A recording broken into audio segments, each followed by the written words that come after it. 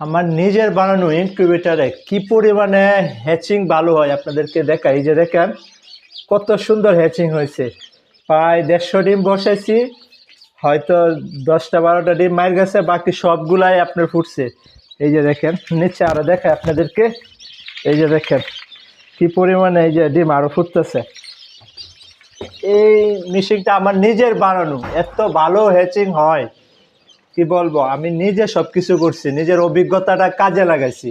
দেখেন এই ইনকিউবেটরে শীতের দিন এখন একটা হিউমিডিটি ফায়ার চলে না, যে কারণে আমি 2টা হিউমিডিটি ফায়ারের সিস্টেম রাখছি এই জায়গায় এই ইনকিউবেটরে। এবং কি এই ইনকিউবেটরে 528 ডিমের ইনকিউবেটর, 528 ডিমই আপনি হ্যাচিং করতে পারবেন।